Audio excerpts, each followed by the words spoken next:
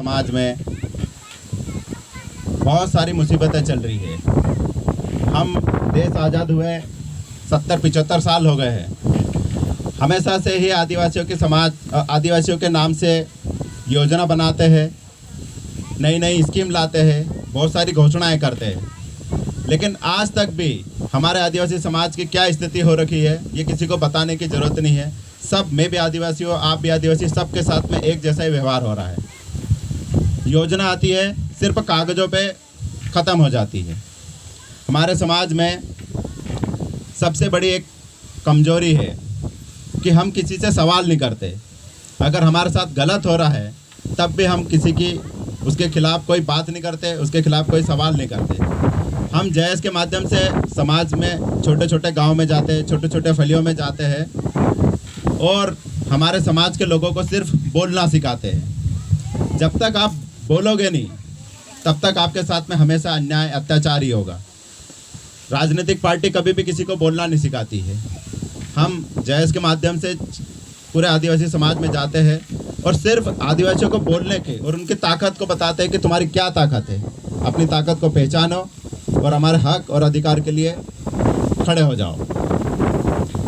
हमारे पूरे क्षेत्र में सबने अलग अलग बात रखी।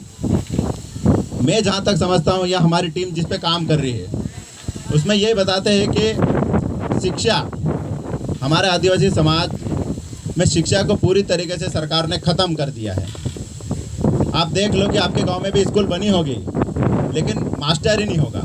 अगर होगा तो भी आधे से ज़्यादा वो मीटिंग, ट्रेनिंग या प्रशिक्षण में ही जाके पूरा टाइम ख़त्म करता है और बचता है टाइम तो उसमें मध्याह्न भोजन और स्कूल ड्रेस और साइकिल के पीछे लिखा पढ़ी कर करके पूरा टाइम ख़त्म हो जाता है। लेकिन हमारे छोटे छोटे बच्चों का भविष्य पूरी तरीके से बर्बाद कर रहा है। तो हमारे पूरे समाज के वरिष्ठ लोगों की भी जिम्मेदारी होना चाहिए कि शिक्षा के ऊपर ध्यान दें। जब तक हमारा समाज में पढ़े लिखे युवा या पढ़ा लिखा समाज नहीं होगा तब तक हमारे समाज पे दूसरे लोगों का ही राज चलेगा।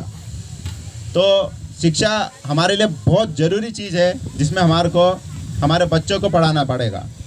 उसका कारण यह है कि अब तो नवाड़ भी पूरी तरीके से ख़त्म हो गई है कि हमारे बच्चों के लिए हम नवाड़ कहीं जाके कर लेंगे। जो भी नवाड़ थी या पूरी खेती थी तो वो पूरे लोगों ने कर ली है। अब तो खेत भी नहीं बचे हैं कि हम जाके हमारे बच्चों को नवाड़ करवा के उनकी ज़िंदगी आसान कर लेंगे। पढ़ाना ही पड़ेगा, क्योंकि जब तक हमारे समाज का लड़का पढ़ा लिखा नहीं होगा तब तक आज की स्थिति तो ऐसी हो गई कि नौकरी तो छोड़ो, धंधा करना है या किधर जाके दाड़की भी करना है तो भी पढ़े लिखा होना बहुत ज़रूरी है। तो हमारे समाज में शिक्षा की कमी है, इसलिए आप लोगों को शिक्षा के ऊपर बहुत ध्यान देने की ज़रूरत है। स्वास्थ्य की बात करें तो दवाखाने खोल दिए हमारे पूरे क्षेत्र में, लेकिन डॉक्टर ही नहीं है। अरे यहाँ पूरे क्षेत्र के दवाखाने को तो छोड़ो, बड़े बड़े दवाखानों में तक डॉक्टर नहीं है। तो कहीं ना कहीं हमारे साथ में करोड़ों रुपए की योजना आती है, सरकार दवाखाने बनाते हैं, डॉक्टर भेजते हैं, नर्स वन भेजती है, सारी चीज़ें होती, दवाइयाँ भेजते हैं, लेकिन इलाज हमारे सरकारी दवाखाने में नहीं हो रहा है। आप खुद भी देख लो कि अगर बीमार पड़ते होंगे तो कहाँ जाना पड़ता है, सरकारी दवाखाने में ही जाना पड़ता है और प्राइवेट दवाखाने में, हॉस्पिटलों में। लेकिन सरकारी जो दवाखाने पूरी तरीके से सरकार ने उसको बर्बाद कर दिया है। वो कारण उसका यही है कि एक तो शिक्षा ख़त्म करके हमारे बच्चों का दिमाग से कमज़ोर कर रहे हैं और सरकारी दवाखानों में इलाज बर्बाद करके हमारे को शरीर से बर्बाद कर रहे हैं। ये दो चीज़ है हमारे जीवन में जो बहुत ज़रूरी है। आप लोगों ने देखना कभी भी कि दवाखाने यहाँ कहाँ जाते होंगे, निवाली जाते होंगे ना, पलसो जोगवाड़ा में, जोगवाड़ा दवाखाने की स्थिति आप मेरे से अच्छे जानते होंगे। डॉक्टर ही नहीं है, क्योंकि अगर डॉक्टर होगा तो हमारे आदिवासी लोगों का इलाज अच्छा होगा और हमारा पैसा भी बचेगा। लेकिन सरकार ने आदिवासी समाज को ख़त्म करने के लिए पूरी प्लानिंग करके रखी है। हम जयस के माध्यम से जाते हैं और लोगों को जागरूक करते हैं और बताते हैं कि क्या होना चाहिए। अगर शिक्षा अच्छी होगी तो हमारे जैसे लड़के आपके भी बोलेंगे हम पढ़े लिखे हैं। अगर हम पढ़े लिखे नहीं होते तो शायद हम भी यहाँ पर बैठ के किसी नेता की या किसी कांग्रेस बीजेपी वाले की बात सुनते और हम यहाँ से उठ के चले जाते। लेकिन हम पढ़े लिखे और समाज के बारे में सोचते हैं, इसलिए समाज को जागरूक कर रहे हैं, एक कर रहे हैं। जब हम एक हो जाएंगे तो हमारी ताकत मजबूत होगी और हम हमारा हक जो है वो आसानी से लड़के ले लेंगे। रोजगार की बात करें तो रोजगार तो है ही नहीं हमारे यहाँ पर। आपका एरिया मैंने देखा है कि लगभग पूरा एरिया यहाँ सूखा है। तो हमारी जयस की टीम पूरे क्षेत्र में मीटिंग रखते हैं और हम यही बात करते हैं कि आप लोगों ने अगर किधर बड़वानी तरफ जाते होंगे तो देखा होगा कि ठिकरी के ये राजपुर, अंजड़, बड़वानी तरफ नर्मदा का पानी खेतों में चले गया है, लेकिन हमारे आदिवासी बेल्ट में नर्मदा का पानी अभी तक नहीं आया है। आपने कभी उधर देखे होंगे तो धुलकोट, भगवानपुरा, काबरी तरफ से सीधा ही लगा लो तो इधर पानसेमल, पाटी, बोकराटा, ये पूरा एरिया सूखा है। और यहाँ पर गौर करने की बात यह है कि यहाँ पर करीब 6.5 लाख से ज़्यादा आदिवासी लोग रहते हैं, लेकिन हमारी कमजोरी क्या है कि हम संगठन बना के रहते नहीं हैं। हम बटे हैं, कोई बीजेपी में है, कोई कांग्रेस में है, कोई किसी और धर्म गुरु में है, या सारी चीज़ों में है, लेकिन हम एक नहीं हैं। और उधर के साइड में सिर्वी पाटीदार लोगों की संगठन बहुत मजबूत है, तो वो लड़ते हैं सरकार के साथ में, और उन्होंने खेतों खेत नर्मदा का पानी पहुंचा दिया। आज अगर सोचो नर्मदा का पानी हमारे यहाँ आता, ये पूरा क्षेत्र पीवत होता, तो आज आप लोगों भी कहने का काकड़े लगाते या कोई खीरा ककड़ी लगाते या कोई भी फसल लगा के फसल कमाते, तो हम आर्थिक रूप से मजबूत होते। हमारे पास भी पैसा आता तो हम भी हमारे बच्चों को अच्छे प्राइवेट स्कूलों में पढ़ाते, या हम और इंदौर, बड़वानी या भोपाल पढ़ने के लिए भेजते, लेकिन हमारे पास पैसा नहीं है, इसीलिए हम महाराष्ट्र, गुजरात में दाड़की करने जा रहे हैं। तो ये जैस एक मुद्दे पे काम करता है, ये किसी की ज़्यादा बुराई करने से इसको कोई लेन देना नहीं है, सिर्फ ये मुद्दों पे काम करता है कि हमारे आदिवासी के जो हक, जो अधिकार, जो संविधान में जो सरकार देती है वो हमको नहीं मिल रहा है, सिर्फ कागजों में काम चल रहा है, और ये हम अब होने नहीं देंगे। इसलिए हम लड़ते हैं सरकार के खिलाफ।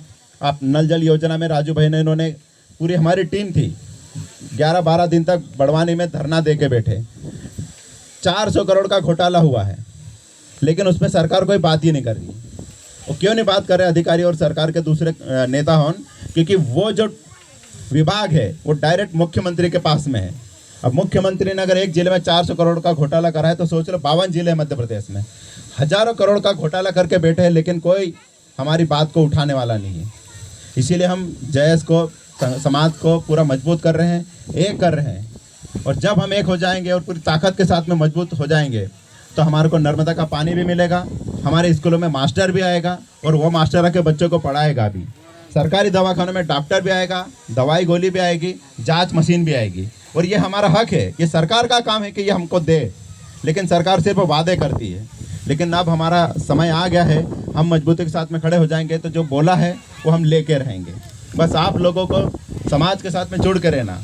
गांव का मामला रहता है तो आपस में भले झगड़े हो जाते हैं, भाई भाई भी लड़ा लेते हैं, लेकिन जब समाज की बात आ जाए तब भले आप कोई कांग्रेस में रहना, कोई बीजेपी में रहना, उससे कोई लेन देना नहीं, लेकिन जब समाज की बात आ जाए तो तब सब मिलके एक हो जाना, मुद्दे पे सब एक होना, और एक होकर लड़ेंगे तो हमारे भी दिन पलटेंगे। नहीं तो सेंधवा या निवाली या पलसूत कहीं पे भी देख लेना, जो गैर आदिवासी के पास में सिर्फ घर बनाने की तक जमीन नहीं थी, वो आज छोटा सा प्लाट लेके करोड़पति बन गया है।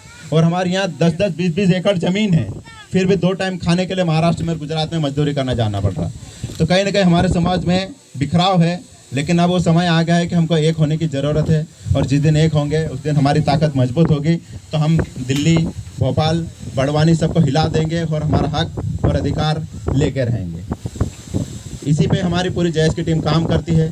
अगर हमारे जयस की टीम से या मेरे से कोई बोलने में गलती हुई तो मैं पूरे केकड़ा के गांव वाले उनसे माफ़ी चाहूँगा, लेकिन बस एक ही बात बोलना चाहूँगा कि जब समाज की बात आ जाए तब एक हो जाना, और एक होकर लड़ेंगे तो बड़ी से बड़ी लड़ाई आसानी से जीत जाएंगे।